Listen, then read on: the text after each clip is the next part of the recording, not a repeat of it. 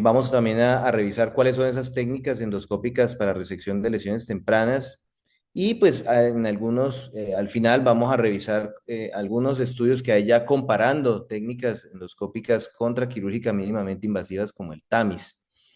Entonces digamos que esto es lo que tenemos hoy en día y digamos que no es difícil saber que cuando nos encontramos en una colonoscopia, una lesión, una masa ulcerada, una lesión grande, obstructiva, pues esa lesión claramente la debemos biopsiar, tatuar y enviar a cirugía. Creo que esto todo lo hacemos. Así que también como endoscopistas, cuando nos encontramos lesiones pequeñas de menos de 1 centímetro, pues somos capaces de removerlas con técnicas endoscópicas sencillas como una polipectomía y eso también la mayoría lo hacemos. Nos empieza a generar un poco más de dificultad cuando esas lesiones son un poco más grandes, 1 a 2 centímetros, planas, de extensión lateral, pero realmente la mayoría de endoscopistas también deberíamos tener la capacidad de resecar estas lesiones.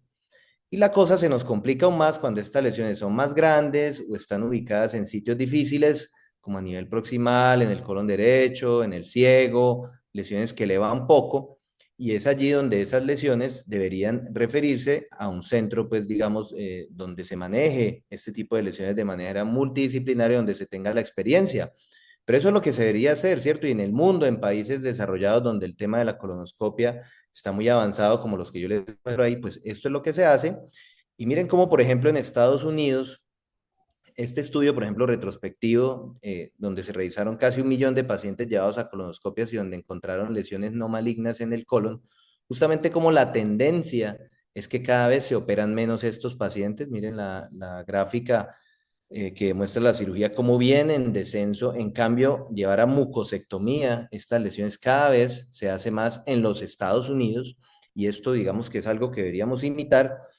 Pero yo que veo, o subjetivamente que veo, y creo que ustedes como coloproctólogos más, que esas lesiones que nos imponen un poquito más de dificultad terminan siendo llevadas a cirugía, o porque se resecaron parcialmente, o porque recidivan demasiado, o porque ya queda una cicatriz que ya eso es imposible resecar endoscópicamente, y eso es lo que creo que deberíamos cambiar, y me parece por eso que esta charla es muy relevante.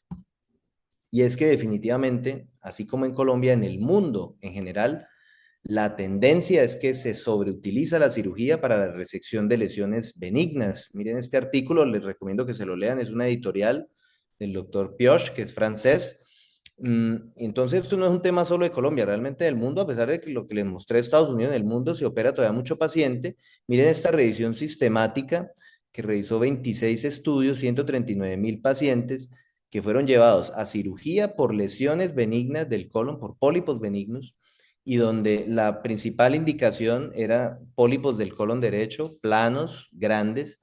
Y miren que no es inocuo, o sea, estos pacientes tuvieron complicaciones hasta en un 24%, con una mortalidad pues que si bien es baja, no es despreciable, 0,7%, y por eso la conclusión del estudio es que definitivamente cuando tenemos lesiones complejas antes de llevar a cirugía, deberíamos referir a un centro de expertos donde le puedan dar posiblemente un manejo endoscópico. Y es que sabemos que hasta el 90% de las lesiones tempranas en el colon se pueden resecar por vía endoscópica de manera efectiva y segura. ¿Y cuáles son esas lesiones complejas? O sea, ¿cómo definimos una lesión compleja en la que yo ya debería estar pensando, bueno, esto me va a tomar más tiempo, esto va a ser más difícil, me le animo o la remito definitivamente, la dejo quietica y la remito? Entonces, esto va a estar definido por el tamaño. Sabemos que aquellas de más de 20 milímetros son lesiones más complejas de resecar. También tiene que ver con la morfología. Vean este score, que es el SMSA score. Las lesiones sésiles o planas son, digamos, que imponen más dificultad. Las lesiones del colon derecho o aquellas cuyo acceso sea difícil, las lesiones detrás de pliegues, las lesiones en las que yo tengo que ver en retrovisión, que están en el ciego. Al final, esto tiene un score, una sumatoria, que si el paciente le clasifica en nivel 3 o 4 impone ya, esto ya se considera una lesión compleja y debería remitirse a un centro de expertos.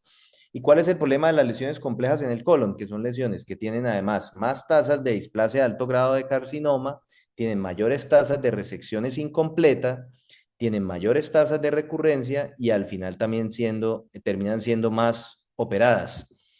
Y el problema es que si yo, digamos, no logro una resección completa de esta lesión, porque por ejemplo le hice una resección en piecemeal, ahí a pedazos, eso quedó a medias y no hago una resección R0 y era un cáncer, pues no voy a curar a ese paciente y ese paciente va a terminar en más procedimientos, en más riesgos, más costos.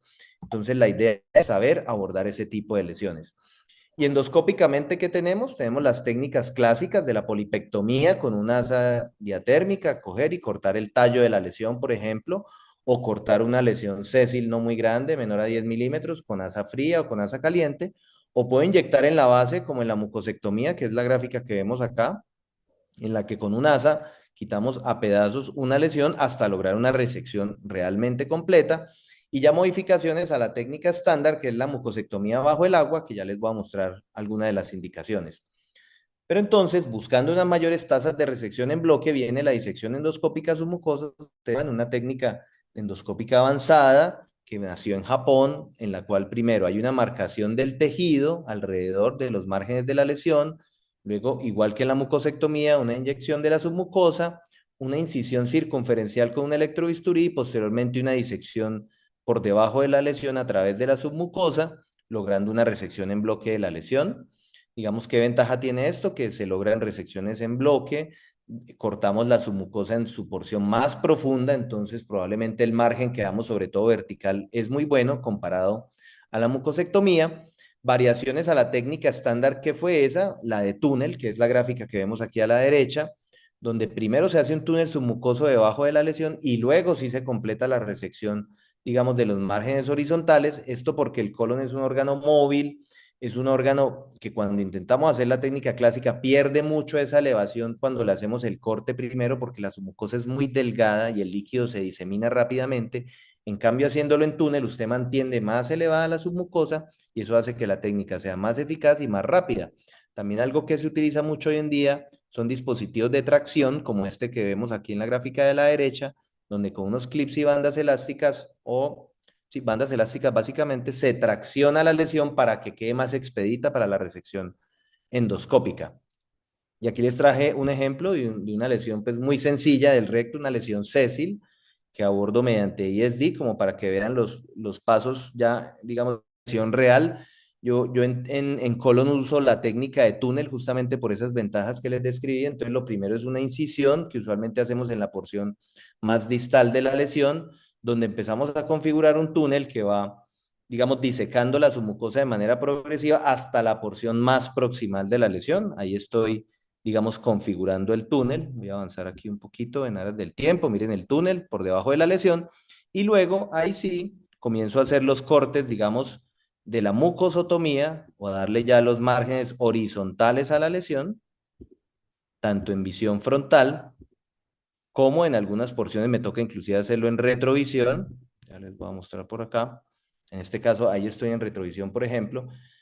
Miren, una ventaja de la resección por vía endoscópica y es que te permite dar buen margen a la lesión, o sea, desde el punto de vista que yo sé que donde estoy cortando efectivamente no hay, digamos, lesión tumoral, porque el grado de definición de los endoscopios hoy en día me permite eso y una recomendación que les doy cuando resequen lesiones complejas, sea con mucosectomía o ISD, es que tengan buenos endoscopios, endoscopios de alta definición para que puedan caracterizar las lesiones y para que puedan llegar a este grado de detalle que les permita, digamos, una resección completa y en bloque. Este es el corte final de la lesión. Se termina de resecar el pedacito de su mucosa que hacía falta y donde estaba colgando la lesión. Y este es el lecho que queda. Miren, justamente un lecho donde tenemos a la muscular expuesta, muy poquita submucosa ya herida, o sea, esta lesión quedó con buena submucosa para que el patólogo la analice. Algunos vasos expuestos que también podemos entrar a cauterizar, ya sea con el mismo electrobisturí o con una pinza caliente, como en este caso. Y eso nos disminuye el riesgo de sangrado. Obviamente también se revisa el lecho, que no haya de perforación y esto es lo que queda y esto es lo que se le manda al patólogo. Entonces vean que es una pieza, digamos, con la que el patólogo ya nos puede entrar a hacer unos cortes, eh, que digamos la longitud de los cortes y la distancia entre ellos varía, pero al final con esos cortes el patólogo nos saca esta imagen que tenemos aquí a la derecha por medio de la cual con una submucosa ya más gruesa nos puede definir criterios de curación, criterios de, por ejemplo, si hay invasión linfovascular, si hay tumor budding, y entonces definitivamente uno queda más tranquilo con una resección de estas. Digamos que al final, entre mucosectomía e ISD, el problema no es tanto, digamos, la técnica, sino es sacar la lesión en bloque. Y es que definitivamente cuando la resección se hace en bloque, las tasas de recidiva, como ven en esta gráfica, son muy bajas, del 0 al 2%. E inclusive, miren aquí en el cuadro de la derecha, no importa si lo sacas con ISD o con mucosectomía, pero si es en bloque, las tasas de recidiva son muy bajas. ¿Cuál es el problema? Que las resecciones en bloque solo se logran en el 50% de las mucosectomías.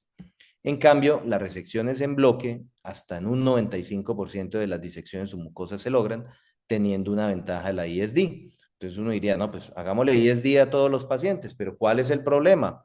Digamos que hay más complicaciones asociadas a la ISD y además que es un procedimiento más costoso. Miren, por ejemplo, las tasas de perforación en mucosectomías pueden llegar a ser 0% en series de casos, en grandes series de casos, por ejemplo en Japón. En cambio, en la ISD pueden llegar a ser del 10%. Y aquí les traje un ejemplo. Yo, digamos que en 10 años que llevo de gastroenterólogo, por lo menos conocido, solo he tenido un caso de una perforación, una mucosectomía y afortunadamente quedó grabado. Este es el caso de una lesión en el colon derecho, una lesión aserrada que cabalgaba sobre el pliegue. Me doy cuenta en retrovisión que se extiende un poco más. Entonces la elevo, eleva muy bien y la quiero capturar con el asa. Y justamente cuando uno hace cosas que no debería, como por ejemplo abordar demasiado tejido con el asa diatérmica, es cuando pueden ocurrir complicaciones. Recuerden que el tema de resecar en bloque con el asa no es solo que la lesión me quepa en el asa, ¿no?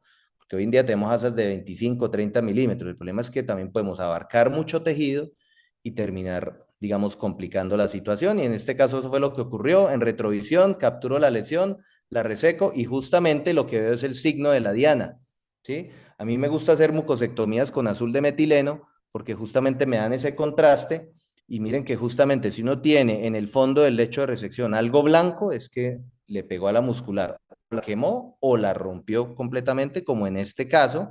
Recuerden que está la clasificación de Sidney que nos ayuda a definir los grados de complicaciones después de resecciones endoscópicas. Esta era una tipo 3 que tenía el signo de la diana, pero digamos que de manera inmediata lo que hago es cerrar el defecto con hemoclips, termino de resecar inclusive algo de la lesión que me había quedado a un lado, perdón, y la paciente evoluciona de manera satisfactoria. Le damos salida el mismo día para la casa, un ciclo de antibióticos por 5 días, seguimiento telefónico y no tuvo ninguna complicación.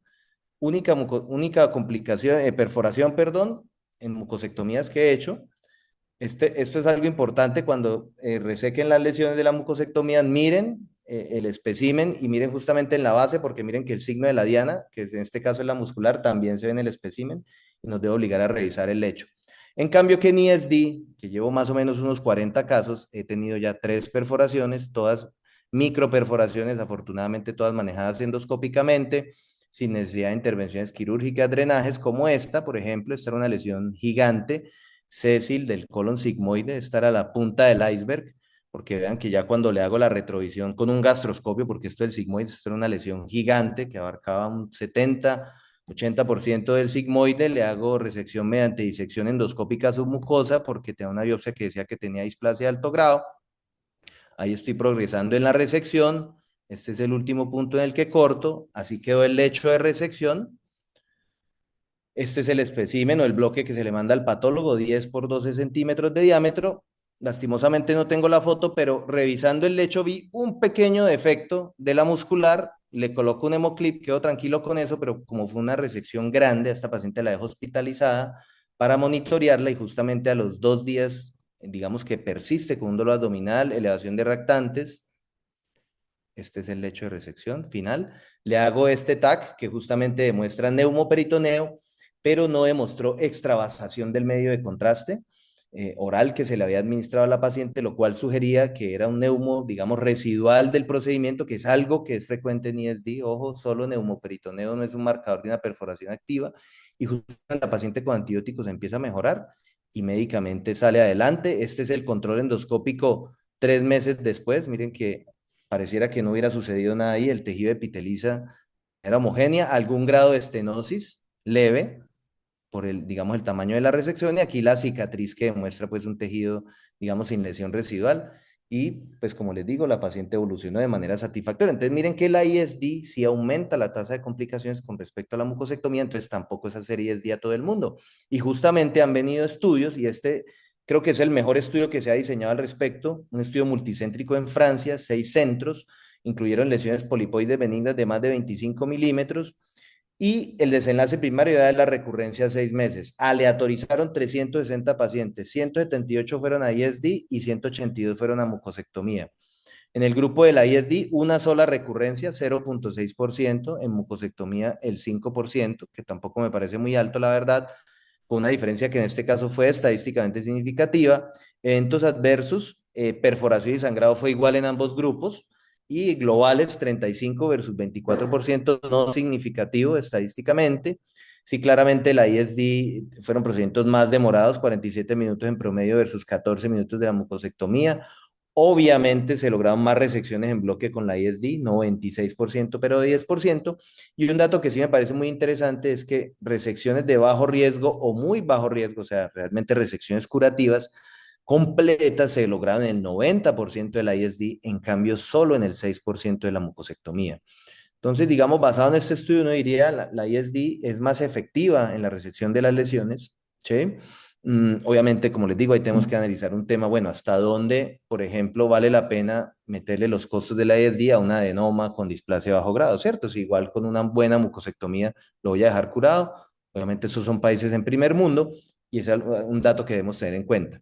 Muy importante, debemos sabernos los criterios de curación después de resecar estas lesiones por vía endoscópica, así como obviamente, y esto ustedes se lo saben mejor que yo, tenemos que saber que la invasión linfovascular es un criterio de mal riesgo, de no curación, el tumor budding, la mala diferenciación, la invasión submucosa o tener márgenes comprometidos, particularmente el margen vertical. Digamos que el margen horizontal es algo que la mayoría de guías dicen, si el margen horizontal es positivo, revíselo en 3 meses y termine de resecar lo que quede, que probablemente el paciente usted lo va a dejar curado. Pero el margen vertical, ese sí es más complejo porque si queda lesión en el lecho, eso es prácticamente imposible de resecar vía endoscópica. Y con respecto a la invasión submucosa, quería traerles algo que se habla mucho hoy en día, porque digamos que tradicionalmente consideramos que la lesión quedaba curada cuando comprometía menos de SM1, o sea, menos de 1000 micras desde la lámina propia hacia la submucosa y tenía un margen, pues, digamos que negativo, ¿cierto? Un margen vertical negativo.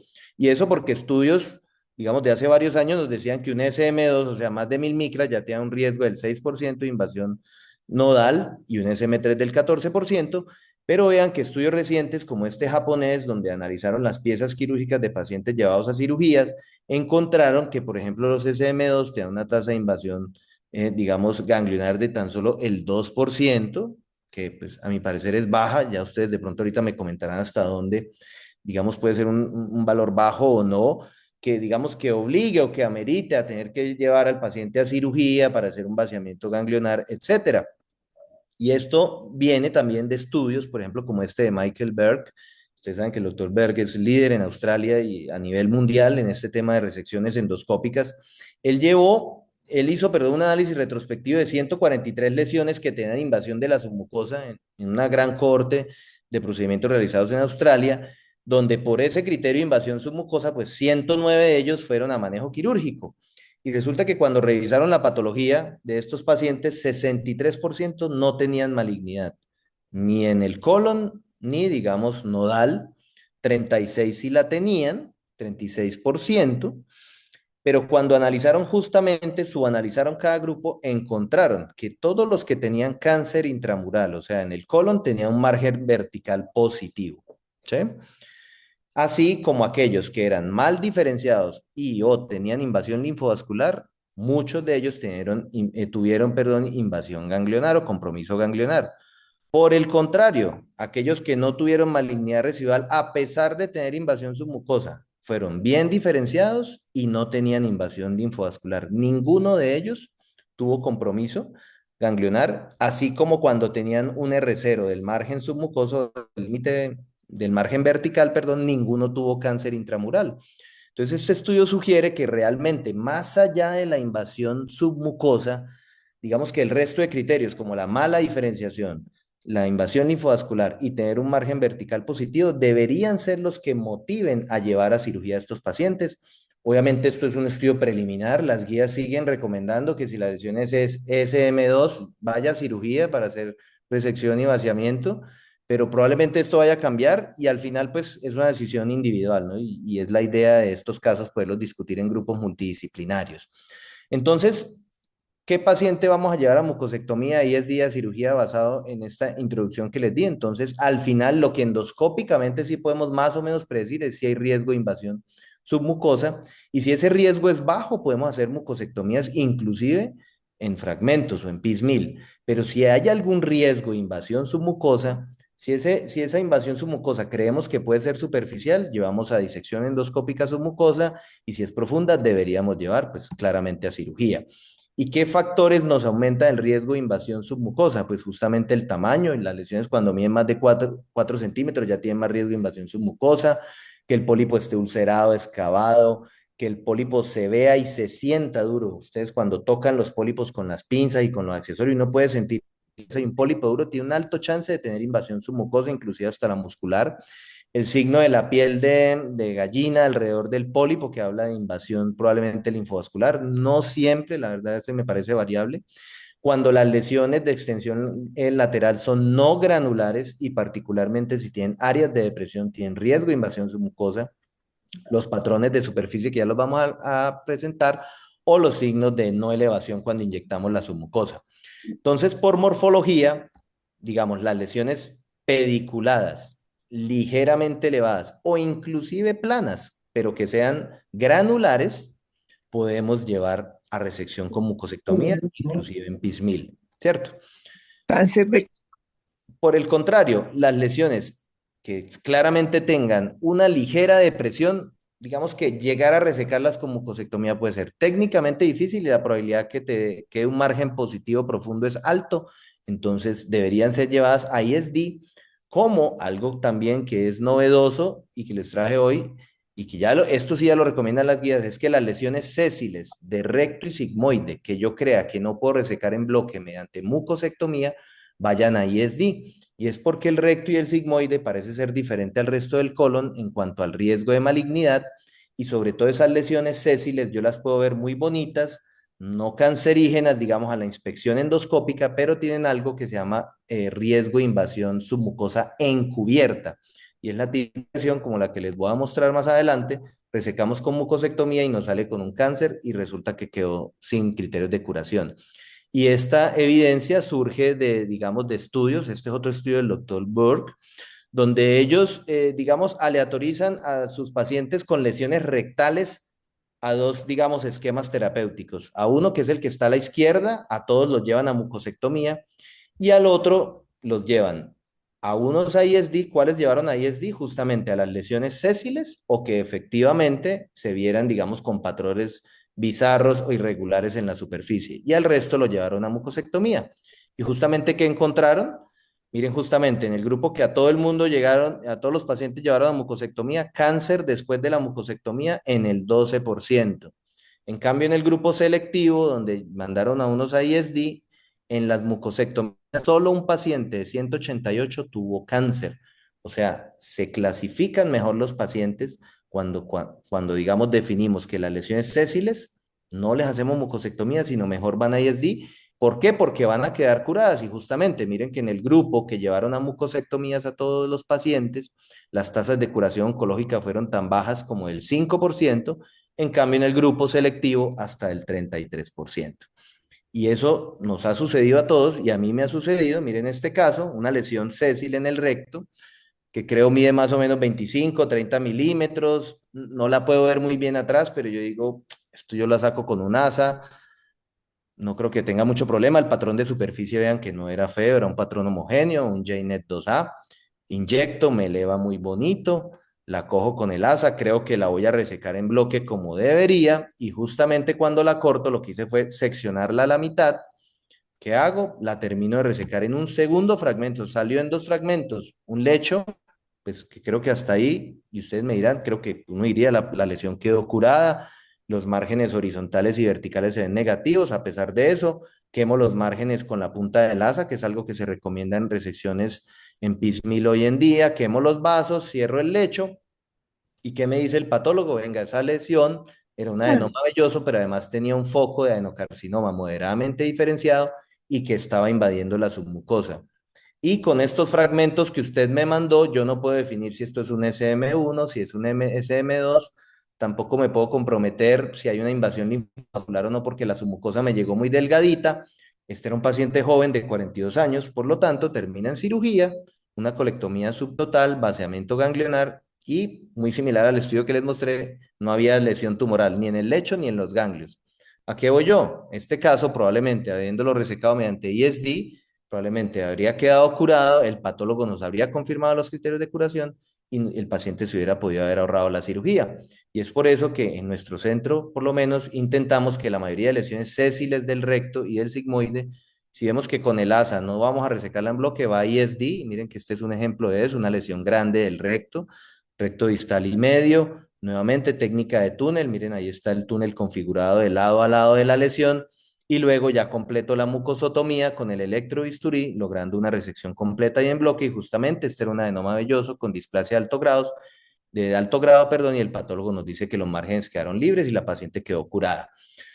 Otro aspecto a tener en cuenta, más allá de la morfología, es la inspección de la superficie de la lesión. Y aquí es importante lo que les digo. Esto solo se ve con equipos de alta definición y con cromoendoscopia. Antes utilizamos la cromoendoscopia, digamos, aplicada en la superficie. Hoy en día tenemos la cromoendoscopia digital.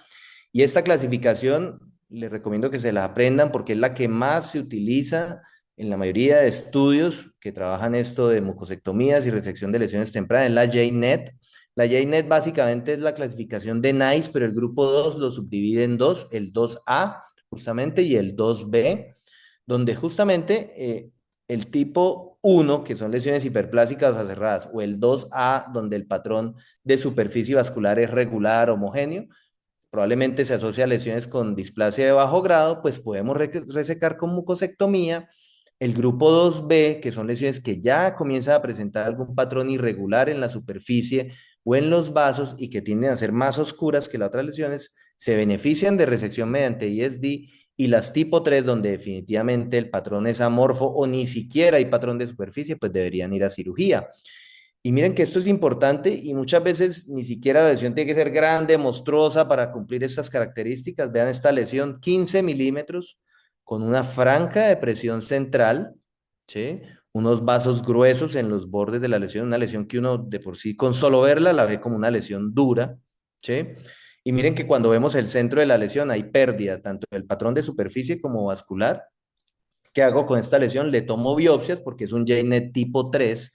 Le tomo biopsias, la marco, la tatúo y la enviamos a cirugía, y justamente en la colectomía subtotal lo que se muestra es un adenocarcinoma con invasión SM2. Justamente miren que ya había una invasión profunda de la submucosa. Eso sí, no tiene invasión linfovascular perineural y los ganglios fueron negativos. Este paciente pues finalmente quedó curado con la cirugía. Entonces, ¿qué requisitos deberíamos tener nosotros y nuestros centros para poder enfrentarnos a estas lesiones complejas? Tener experticia en la clasificación de las lesiones, justamente lo que yo les acabo de mostrar ahí, experticia en la resección de las lesiones y en el manejo de las complicaciones, ¿sí? O sea, yo no puedo intentar resecar una lesión, pero si no tengo unos clips para cerrar una eventual perforación, pues yo no me le debería meter a eso.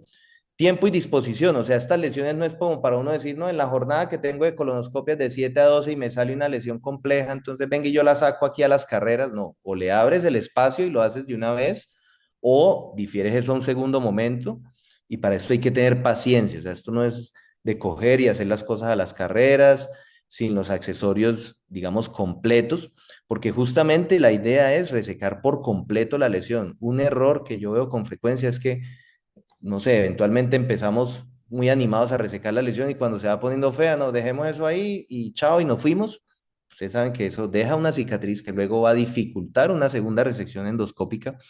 Entonces, la idea es que si yo me enfrento a lesiones porque creo que la puedo resecar por completo, y para eso, pues como les digo, también debo tener todos los accesorios. ¿Qué no hacer? Justamente, si yo no puedo valorar toda la extensión de la lesión, pues tampoco la voy a resecar del todo. Entonces, si yo una lesión que se me va detrás de un pliegue, pero no le puedo hacer retrovisión, pues yo a esa lesión no me puedo meter a resecar porque voy a dejarme la lesión ahí. Realizar ablación de los bordes con argón plasma era algo que, digamos, que se hacía con frecuencia en el pasado. Hoy en día, lo que deberíamos hacer y nos sale más barato, cuando hacemos una resección en piecemeal y nos queda alguna lesión residual en un borde, o cuando en el control endoscópico vemos lesiones residuales, deberíamos es con la punta del asa quemar los márgenes porque el grado de coagulación que da la punta del asa es mayor que la profundidad que te da el argón-plasma. ¿Listo? Entonces es más efectivo y hasta más económico. No tome biopsias excesivas, podemos tomar una o dos biopsias de la parte más fea de la lesión, digamos, del lugar donde la lesión tenga un patrón más irregular, pero no excesivas y sobre todo en lesiones planas porque podemos generar fibrosis de la base.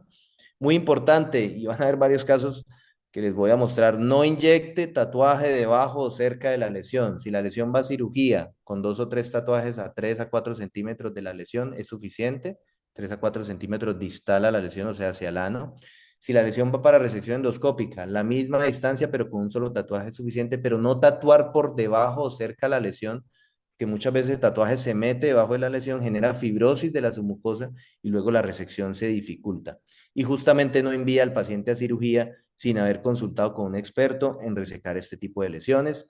Este es como el flujograma que nos presenta la guía europea, que es la más reciente al respecto. A mí me parece muy práctico este, que es justamente un artículo de revisión del doctor Burke, donde nos define fácil y rápido, o sea, lesiones con patrón JNET 2A, ¿cierto?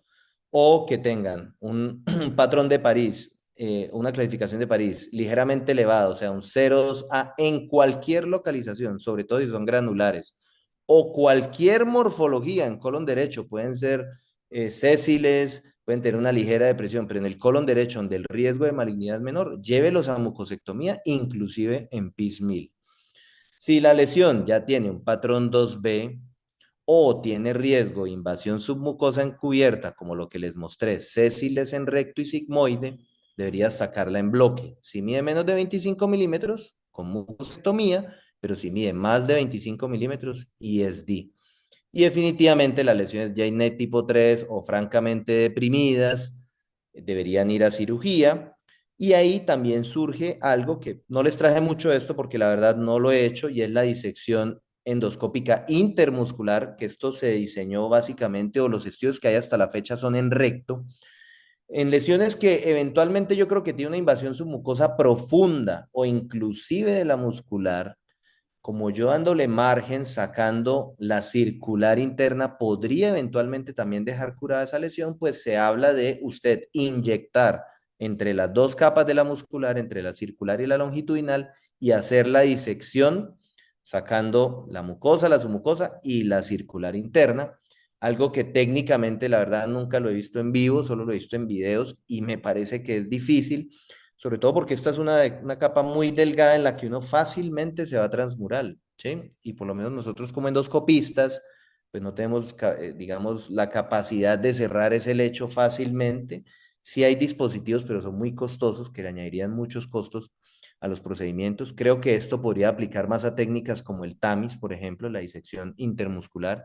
Y, por ejemplo, un colega mío, el doctor Vaquero, tiene varios casos de esto, que me ha parecido interesante. Aparte de esas recomendaciones de ESD, los japoneses son más amplios y tienen más indicaciones para realizar ESD en colon. Por ejemplo, ellos añaden a tumores con fibrosis submucosa, ¿sí? O sea, por ejemplo, lesiones que previamente han recibido resecciones parciales, tumores asociados a colitis ulcerativa, recurrencias de lesiones previas o justamente la fibrosis submucosa por tatuajes. Digamos que es irnos al otro lado y probablemente estas indicaciones japonesas pues no serían con las primeras con las que yo empezaría mis primeros casos de ESD en colon, que saben que además técnicamente es más difícil, requiere más entrenamiento, no, probablemente las haría cuando ya la curva esté un poco más avanzada y al final, como les decía, la idea es balancear riesgos sobre beneficios. En Colombia tenemos una realidad y es que es un procedimiento, la ISD, un procedimiento costoso, los insumos son limitados, no hay mucha disponibilidad, no hay muchos centros donde se haga ni se entrene a ISD, pero la idea es que esto cambie. Justamente ahorita desde la Sociedad Colombiana de Gastro hay una iniciativa de, digamos que hacer cursos y promover el desarrollo de técnicas de tercer espacio para que justamente pues más pacientes se puedan beneficiar. Ya para terminar, ESD versus TAMIS, una técnica que ustedes conocen mejor que yo, el TAMIS, y que digamos que viene cada vez haciéndose más favorable y haciéndose en más pacientes. Antes de 2020 teníamos estudios que comparaban a la ISD con técnicas de resección transanal, ¿sí? Donde demostraban que aparentemente las tasas de resección en bloque, R0 y de complicaciones era igual, pero ya tenemos un gran estudio que es el TRIASIC, es un estudio multicéntrico europeo y del cual ya tenemos resultados preliminares, un estudio en el cual aleatorizaron a pacientes con lesiones rectales de más de 2 centímetros, a TAMIS o a ISD, y la idea era pues básicamente el desenlace primario era la recurrencia de 12 meses. Estos son los resultados preliminares del TRIASIC que fueron presentados el año pasado en el Congreso de la DW. 198 pacientes, 98 fueron a TAMIS, 100 a ISD, tiempo de resección fue mayor en la ISD, las tasas de resección en bloque fueron iguales en ambos grupos, 92 versus 95%, no hubo diferencias estadísticamente significativas, aunque ya en la patología la resección R0 fue mejor en el grupo de la ISD, 83% versus 70% en el grupo del TAMIS, ahí sí fue estadísticamente significativo. Algo que me impresiona es que, como les decía, con el endoscopio me parece que el margen, sobre todo el horizontal, o sea, los márgenes laterales de resección, me parece que son más precisos con la parte endoscópica porque uno tiene más definición y está más cerca a la lesión. Se me hace que con el TAMIS, sobre todo en lesiones más proximales, a veces el margen puede ser un poco más difícil. La recurrencia 12 meses, 4 en el grupo de TAMIS versus 0 en la ISD, pero todas fueron benignas, o sea, todas displasia de bajo grado, entonces digamos que el impacto real pues no se vio, complicaciones también fueron iguales, sí hubo diferencias en cuanto a las tasas de incontinencia y síntomas anorrectales en el grupo de TAMIS a 6 meses, en los primeros 6 meses post procedimiento, pero luego de 6 meses resolvían y está pendiente un análisis de costo-efectividad justamente para valorar cuál de las dos técnicas podría ser más costo-efectiva. Ya para cerrar rápidamente unos casitos de lesiones, aparte de los que les he mostrado, casos que, digamos, me han enseñado mucho. Miren, por ejemplo, esta lesión es una lesión de extensión lateral del colon derecho, la abordo tanto en visión frontal como en retrovisión. Me había llegado para ISD, una lesión gigante, pero justamente si aplicamos los criterios que le expliqué, es una lesión granular, con un patrón de superficie, un JNET 2A, ¿cierto? Que el riesgo de tener displasia de alto grado en el colon derecho es muy bajo, entonces de hacer una ISD, un procedimiento más complejo que seguramente me hubiera demorado más, pudiera haber terminado hasta complicando al paciente, le hago una mucosectomía en fragmentos, en piecemeal. Cuando hacemos mucosectomías de estas lesiones gigantes es importante tener un orden, ¿cierto? Yo lo hago de manera circunferencial, en este caso siguiendo las manecillas del reloj, buscando que no me quede, mejor dicho, ni un centímetro de lesión residual y que eventualmente me pueda hacer recurrencia. Muy importante, si vamos a resecar lesiones en el colon derecho y en el recto, tenemos que dominar la retroflexión porque probablemente en muchos pasos de estos procedimientos nos va a tocar utilizar la maniobra para garantizar una resección completa de la lesión y eso fue lo que tuve que hacer en este caso. Al final así fue progresando el procedimiento, quemo el lecho así con la pinza, con la Quagrasper, quemo los bordes también con la misma pinza porque ya la había abierto para quemarle los vasos del lecho y así queda el lecho. Quedé muy contento con la resección. Al final, miren la patología, una adenoma tubular con displasia de bajo grado de la mucosa. Este es el control 6 meses después. Aquí se ve, digamos, los cambios cicatriciales de la resección, aparentemente sin lesión residual, justamente le hago retrovisión, pero algo importante, estos lechos también tenemos que revisarlos bien, justamente vean que hay unas lesioncitas nodulares ahí en la superficie. Finalmente, displasia de bajo grado, también las inyecto, las reseco con el ASA, pero una porción que no me resecó, hice lo que recomienda hoy en día, que es el CAST, que es con la pinza de biopsias, digamos que como quien toma una biopsia, arrancar los pedazos, los fragmentos y luego quemarlos con la punta del asa. Y parece ser la técnica más efectiva cuando quedan esas pequeñas lesiones residuales que no elevan por la fibrosis y la cicatriz. Y esta paciente, que pesar que no traje la otra foto del control endoscópico posterior a eso, ya sin lesión residual. Miren esta lesión, una lesión típica cerrada, sí la vieron con moco en la superficie, pero con un tatuaje que le colocaron por debajo. Es una lesión, si la clasificamos por París 2B, plana completamente. Entonces, ¿qué hago? La modificación a la técnica clásica de la mucosectomía, que es hacerla bajo el agua, porque ¿qué pasa? En las lesiones que son completamente planas, cuando tú las inyectas, el asa se te resbala y no eres capaz de capturarla.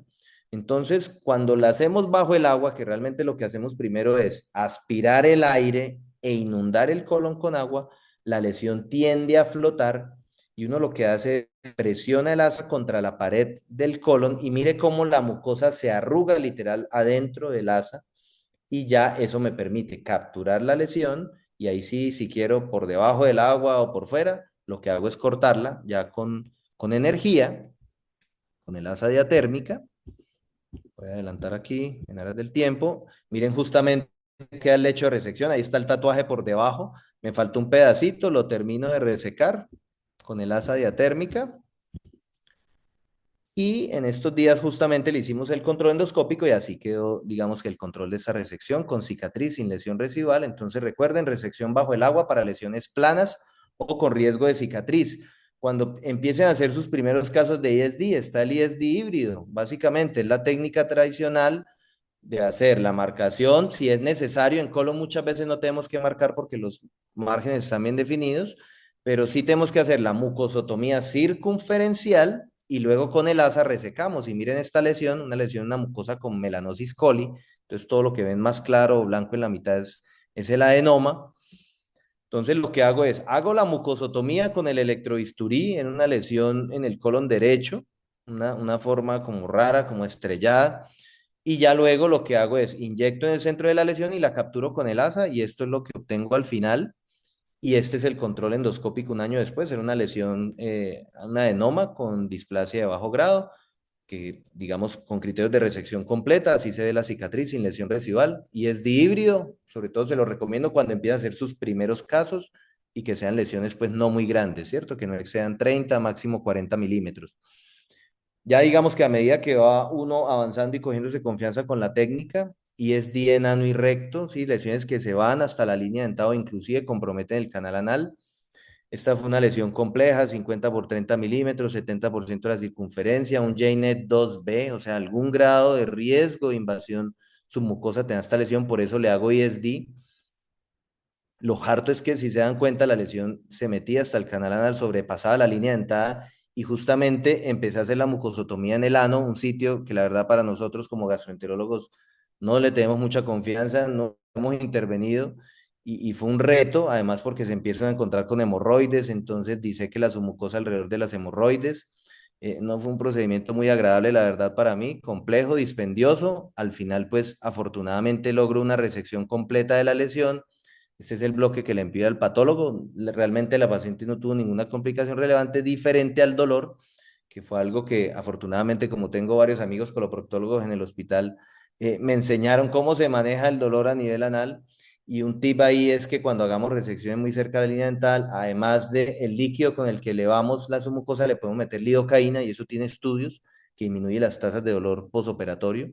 Este fue el control que le hice 3 meses después porque tenía algún riesgo de estenosis. Cuando se hacen resecciones de más del 70-80% en el colon, debemos hacer control, digamos que temprano, porque si el paciente ya empieza a hacer una estenosis, lo podemos dilatar.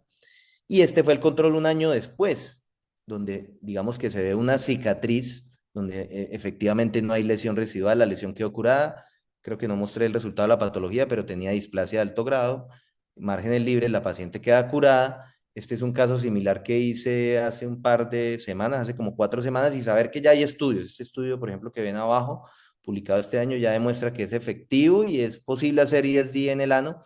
Yo digamos que sí, digamos que me parece un poco dispendioso a veces cuando son tan distales, tan en el ano, porque uno queda casi con el equipo en el aire y yo sí pienso que lesiones, no esta, porque esta no iba hasta la línea dentada, estaba cerca, pero no iba hasta allá, pero lesiones que se metan al canal anal, creo que sí efectivamente debería ser una de las indicaciones de TAMIS o de resección transanal, porque ustedes lo hacen más rápido, más sencillo, se tienen más confianza en el ano. Al final, esta lesión, por ejemplo, la logré sacar en bloque también. Miren, este es el lecho de resección, pues no tenemos fotos de control porque esto fue hace como un mes.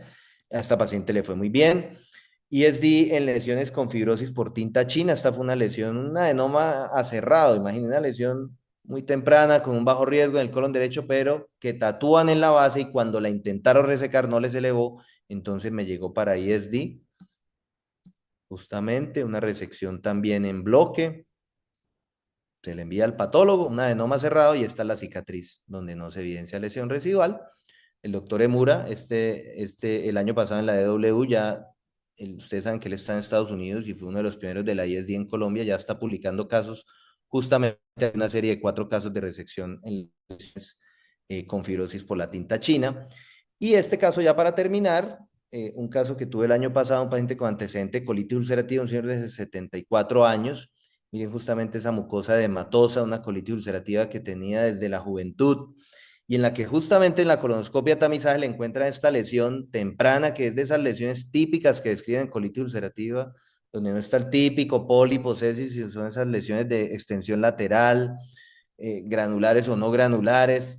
Esta era la extensión de la lesión y nuevamente volvemos a lo mismo, tatuaje al lado y lado y que se mete debajo de la lesión, por lo cual también la decido llevar a ISD. Esta la llevo con técnica de túnel, le hago el túnel de lado a lado y logro una resección en bloque completa de la lesión. Esta lesión estaba en el colon descendente, técnicamente fue una resección compleja, pero afortunadamente se le puede enviar el bloque al patólogo y justamente era una, finalmente con displasia bajo grado, pero como les digo, la hice con ISD por el riesgo que tenía de fibrosis, tanto por la colitis ulcerativa como por los tatuajes de tinta china. Eso es lo que les traía para hoy. Muchísimas gracias a todos por la compañía, por la asistencia.